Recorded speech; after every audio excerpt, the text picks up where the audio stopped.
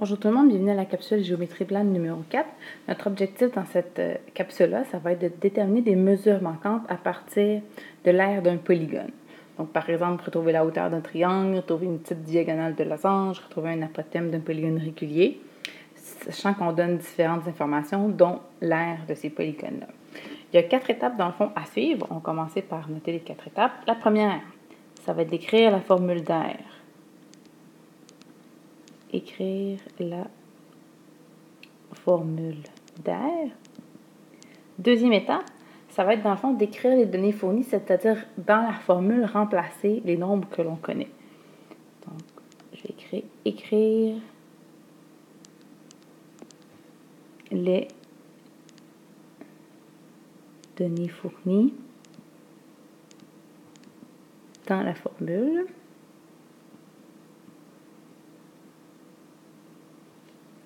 Troisième étape, en fait, on va ensuite se retrouver avec une forme d'équation. Donc, on va la résoudre comme on a appris à faire en algèbre. Donc, résoudre l'équation. Et finalement, la dernière étape, qu'on n'est pas obligé d'écrire sur papier, mais qui serait essentielle de faire à la calculatrice, c'est de faire la vérification. Parce qu'avec ce genre de problème-là, on peut s'assurer qu'on a la bonne réponse. Alors, pourquoi ne pas le faire? Premier exemple. On va se dessiner un parallélogramme. Dans ce parallélogramme-là, je vous donne ici la mesure du côté oblique qui est de 7 mm. Le côté ici en bas, 10 mm. Et je mets le point d'interrogation vis-à-vis ce segment-là. Donc, ce que je cherche, dans le fond, c'est la hauteur du parallélogramme. Et autre information que j'ai, l'aire, on me dit qu'elle est de 65 mm². Donc, première étape, je vais écrire la formule d'aire du parallélogramme. La formule d'aire du parallélogramme, c'est base fois hauteur. Je vais aller remplacer dans ma formule les données que j'ai déjà. Donc, l'aire, je l'ai déjà, c'est 65. Est égal, ma base, je l'ai aussi, c'est 10, fois ma hauteur. Donc, je me retrouve avec une équation. 65 est égal à 10 fois h, ou 65 est égal à 10h. Donc, comme on a vu dans le chapitre d'algèbre, dans le fond, moi, je veux trouver la valeur du h, donc je veux éliminer tout ce qui se retrouve autour du h. Ici, j'ai un fois 10, donc pour éliminer le fois 10, je vais faire diviser par 10, et je fais cette opération-là de chaque côté de l'égalité. Quand je vais faire 65 divisé par 10, ça va me donner 6,5 comme hauteur. 6,5 quoi? 6,5 mm. Je prends la peine aussi d'écrire l'unité de mesure. En B, deuxième exemple, cette fois-ci, on va se dessiner un carré. Donc, il y a 4 angles droits et 4 côtés isométriques. Ce que je ne connais pas, c'est la mesure de côté. On me donne l'aire qui est 74 cm². Première étape, je vais écrire la formule d'aire du carré. La formule d'aire du carré, on a tendance à dire côté fois côté, mais ici, ce que je vais faire, c'est que je vais l'écrire d'une autre façon. Côté fois côté, je peux aussi écrire côté exposant 2. Donc, la formule d'aire du carré, je peux l'écrire comme étant C exposant 2. L'aire du carré, je la connais, c'est 74. Donc, 74 est égal à quelque chose exposant 2. Moi, je cherche quelque chose-là qui est la mesure d'un côté du carré. Quelle est l'opération, dans le fond, pour enlever l'exposant 2? L'opération inverse d'exposant 2, c'est faire la racine carrée. Donc, je vais aller faire la racine carrée de chaque côté de mon égalité. Et à ce moment-là, ça va me permettre d'avoir seulement la mesure d'un côté et non plus côté exposant 2. Donc, j'élimine l'exposant 2 en faisant la racine carrée. Je fais la racine carrée de 74 et ça me donne 8,6023 mètres. Le nombre décimal va à l'infini, mais j'arrondis. Pardon, on n'est pas en mètres, on est en centimètres. Je vais corriger ça ici. Petite remarque, j'ai oublié de le faire en A, c'est faire la vérification. Si je reviens à l'exemple A, la formule de l'aire du parallélogramme, c'est base fois hauteur. Donc, si je fais la vérification avec la hauteur de 6,5 mm qu'on a trouvée, la base mesure 10, donc 10 fois 6,5 mm de hauteur, ça fonctionne, ça me donne bel et bien l'aire de 65 mm². Donc, en faisant ma vérification, je m'assure que la donnée manquante que j'ai trouvée est la bonne. Si je fais la même chose pour le carré, côté fois côté, donc si j'ai fait 8,6023 fois 8,6023, là, je vais arriver à 73,999 des poussières. Je n'arrive pas à 74 cm² pile parce que j'ai dû arrondir mon 8,6023 cm de côté. C'est un arrondissement. Mais on arrive quand même très, très proche. Donc, c'est correct. L'exemple C maintenant. On va se faire un losange.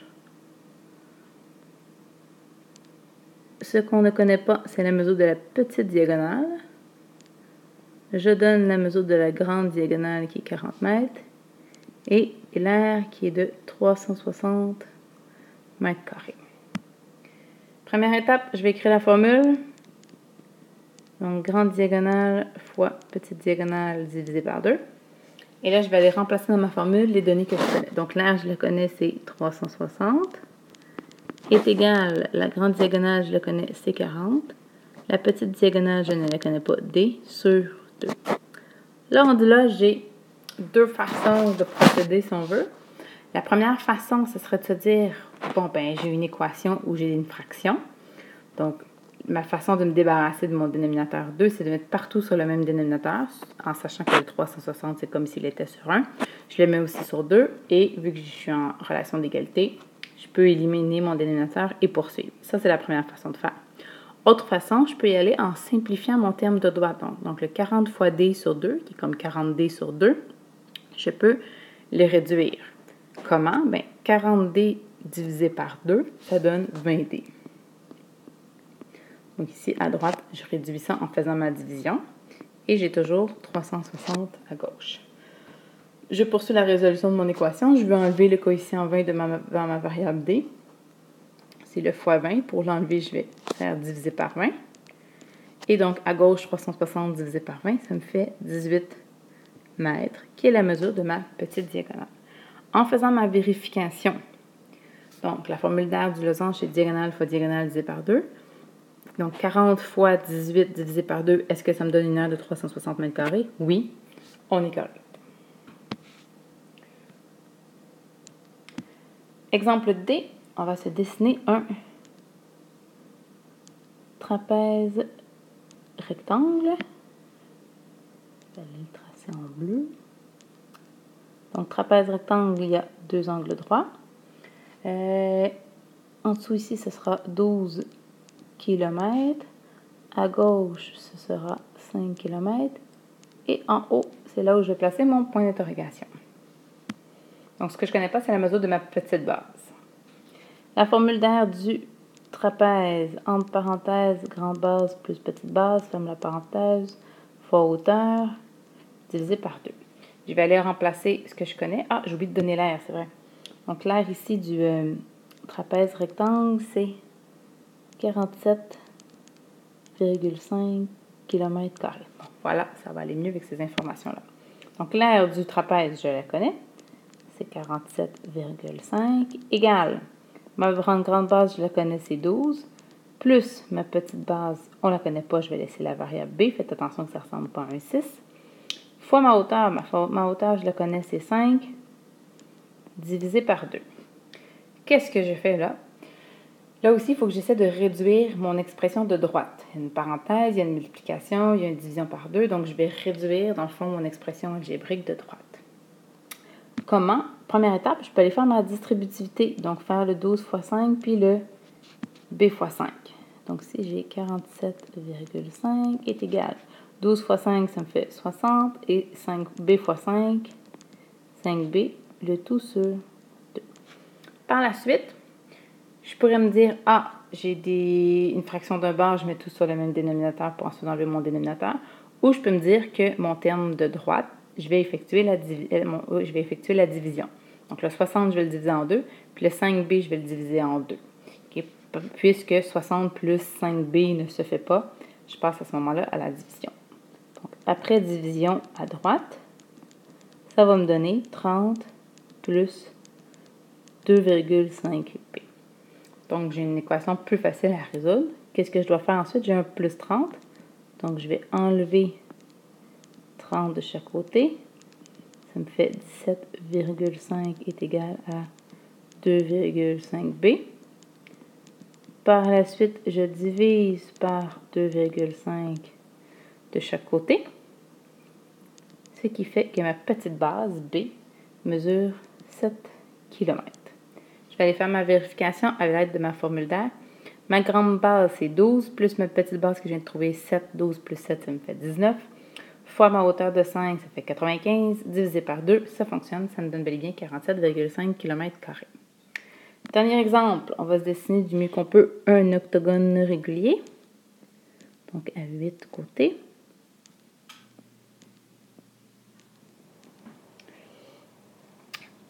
Le côté de l'octogone mesure 7 décimètres.